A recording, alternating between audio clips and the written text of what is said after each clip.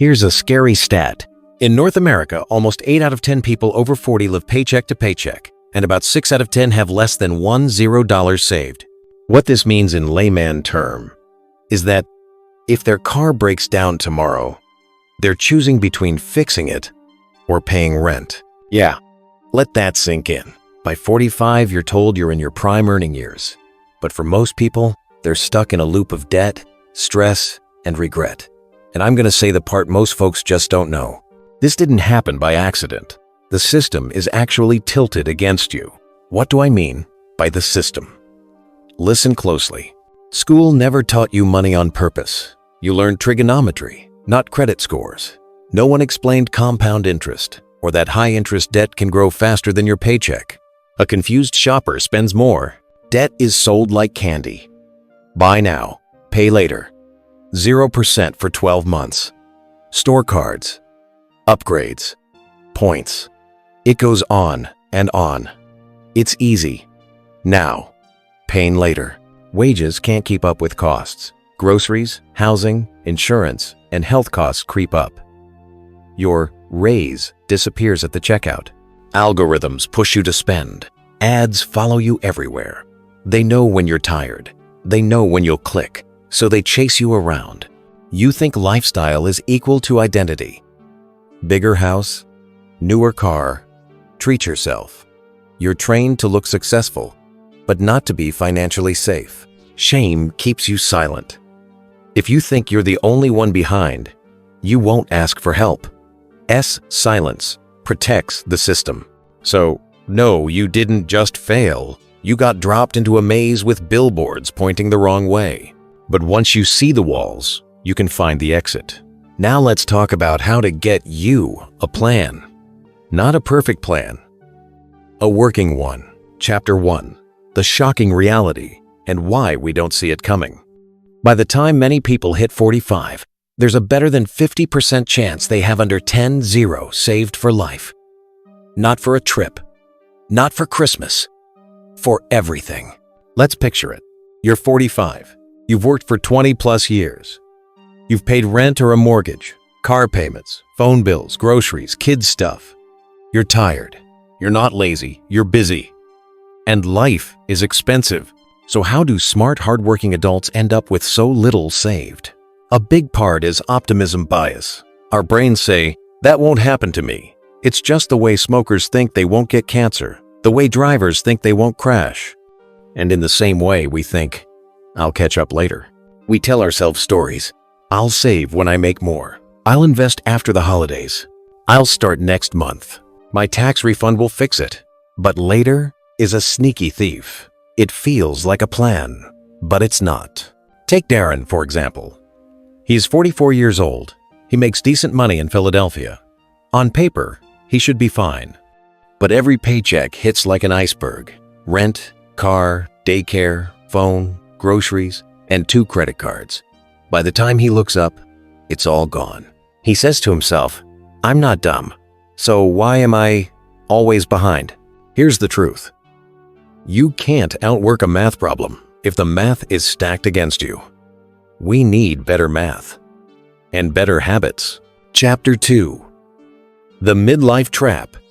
Comparison, costs, and keeping up. Here's how this usually plays out. In your 20s, you are in survival mode. You live cheap and eat cheap. You are probably in your first job. Your 30s is when the upgrades start. You get a slightly bigger apartment and a nicer car, maybe a house, maybe kids. But every raise you get is already spent in your head before it even hits. In your 40s, you get more bills, more responsibility. But the savings account, it is still tiny. And then there's comparison. We've all got that one person we watch online, maybe from high school, posting Italy trips, kitchen remodels, new SUVs with a giant red bow. You think, we're the same age. Why am I not there? So you try to catch up by spending to look like you're fine. You get a new phone, more takeout, a vacation you put on the card. It feels like relief, but it's actually a rope around your ankle. This is social proof and status pressure. When you think everyone else is winning, you'll spend money you don't have to look like you're winning too. In North America, people openly admit to going into debt just to keep up appearances. We don't call it peer pressure anymore. We call it normal. Take Ava, for example. She is 39. She got a 6-0 raise. She was excited, but in 3 months, she couldn't tell where it went. The raise vanished. That's lifestyle creep. The brain adjusts to new comforts at light speed. Happiness doesn't rise much. Expenses do. Chapter 3. The illusion of later. Temporal discounting. In real life. When it comes to money, your brain has a bug, and it's called temporal discounting. We value now more than later. Tonight's 50 dinner feels better than 50 invested for old me in 25 years. Logically, we know saving matters. Emotionally, retirement is like a foggy island we'll row to someday. The problem is that someday never announces itself. It doesn't knock and say, "Hey, I'm here. Time to invest." Later is a soft pillow, but pillows can smother you if you never get up. Chapter 4. The brain traps. Why smart people make bad money moves. Let's call out the psychology so it stops sneaking up on you. Check them out. Optimism bias says, future me will fix it. Truth is future. You is tired. Help them now. Hedonic adaptation. Upgrades stop feeling special fast, but the bills don't. Loss aversion. Downsizing feels like losing status, even if it buys freedom. Status quo bias. Change feels scary, even when the current plan isn't working. Avoidance coping. Money stress makes you avoid looking, which makes it worse. Social proof, or FOMO, everyone is doing it, are the expensive words. Present bias. Now seems very important. Later gets excuses. Your brain is doing what human brains do. So, we won't fight the brain with willpower. We'll design around it. This is the time for a plan that's simple, fast, and actionable. Let's do it. Chapter 6. The exit plan. A 60-minute reset tonight. The goal is to go from overwhelmed to I actually have a plan tonight. Then, keep momentum for the next 30-90 days. We'll do 5 moves. Set a 60-minute timer. Ready? Go. 1. Open everything. Once set aside 15 minutes for this. Open your bank, credit cards, loans, utilities.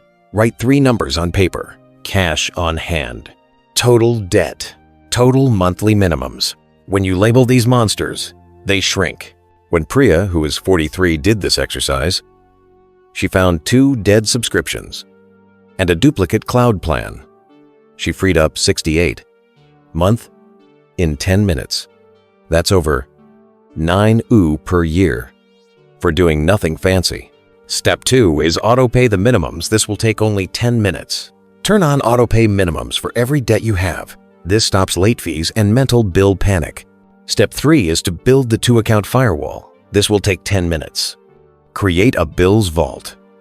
This is a checking account only for fixed bills. Things like rent or mortgage, utilities, insurance, and minimum debts.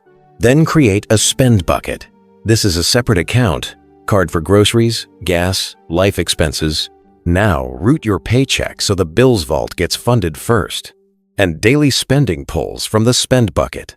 This is important, so you never accidentally spend the rent. Step 4. Seed a 500 emergency microfund. This will take 10 minutes. Transfer $50-100 tonight. Set a weekly auto transfer of $25-50 until you hit 500.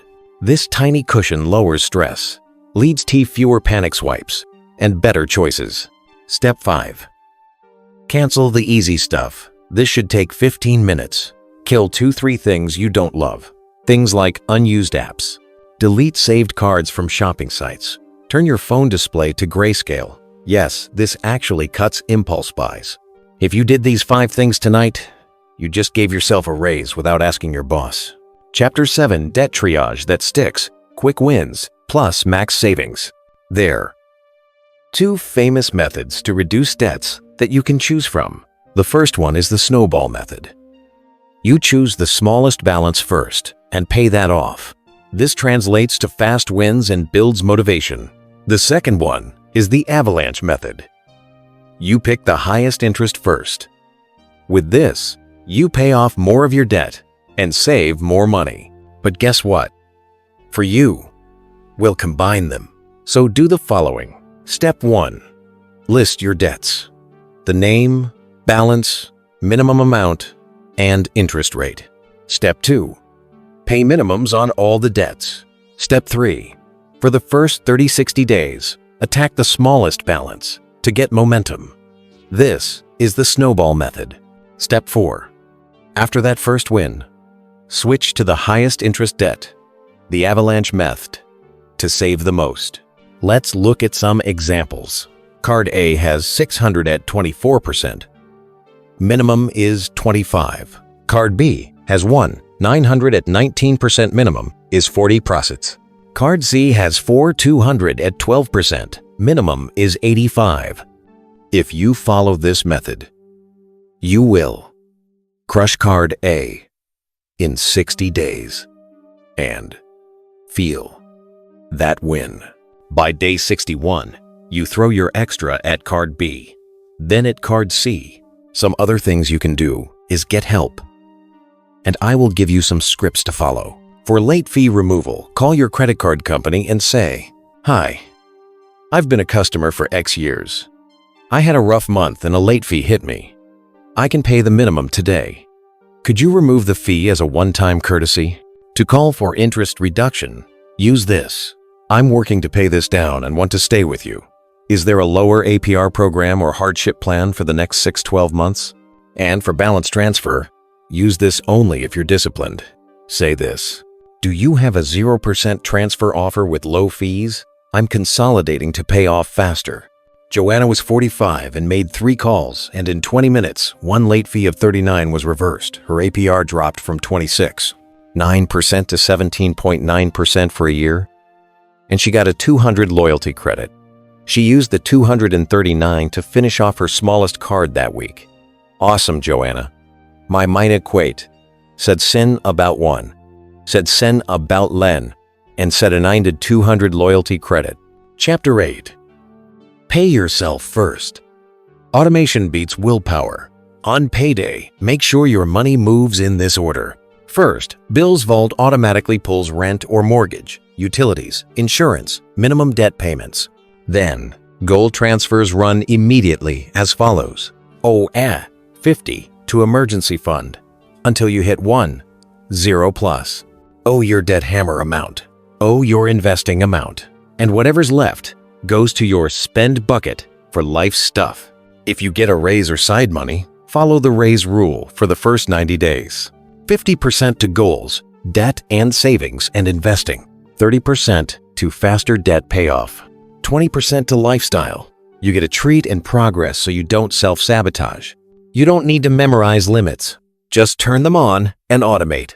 Chapter 9. Late starter investing. Yes, even at 45 plus. You can pay off debt and start investing small at the same time. As long as you use momentum. If you wait to be perfectly debt-free, you might lose years. So in the first phase, which is 0-3 months, build your emergency fund to 500-10. Auto-invest 25-50 per week into a broad index fund or a reputable robo-advisor. In the second phase, which is 3-12 months, raise your investing to a percent of take-home. Even 5-10% helps. Then, keep hammering high-interest debt. In 12-plus months, when the high-interest stuff is gone, increase your investing percent and grab every employer match. Keep it boring. Choose one broad market index ETF or a target date fund. Reinvest dividends automatically and evaluate quarterly, not daily. Quick note, this is education, not personal financial advice. Consider your own situation or speak with a professional. Chapter 10. Make more without burnout. The 30-day side income sprint. You can only cut so far. At some point, you need more income. So pick one skill. Tutoring, babysitting, yard work, dog walking, editing, resume cleanups, Excel cleanup, photography mini sessions, Facebook Marketplace flips, delivery gigs, simple websites. Pick one offer and make it a clear, specific result. For example, I'll edit your 5-page resume plus LinkedIn for $85 in 48 hours. I will do a 2-hour Saturday closet cleanout for $60. I will do a 1-hour backyard cleanup for $50. Then pick one platform. It could be Facebook groups, Nextdoor, Fiverr, Upwork, even your own network. Then post this script. Hey friends, I'm opening 5 spots this month for Name Your Offer Here. It's X and includes say the clear deliverables in name the time frame. If you or someone you know needs this, DM me. First come, first served. Tara was 48 when she tried Saturday closet cleanouts. She booked 3 weekends and made $360. She killed her smallest card in a month. Chapter 11. Start today. If you're under 45, you have time. If you're over 45, you still have options. What you don't have is the luxury of waiting. So start. Even if it's 10 a week, even if it's just automating a tiny transfer, even if it's canceling one thing that doesn't make your life better, you won't fix everything in a month. You don't have to. You just have to change the direction you are going. So say this out loud. I am not my bank balance. I am not too late. I am not the only one. Take one step today. Doing nothing is the most expensive choice you can make. Here's your plan for tonight. 1. Build the 2-account firewall. 2. Send $50 to your future self. 3. Cancel 2 things you don't love tomorrow. Call one company for a better deal. In a week, post one offer for side income. In 30 days, you won't be rich, but you will be moving. And movement beats shame every single time. Comment below.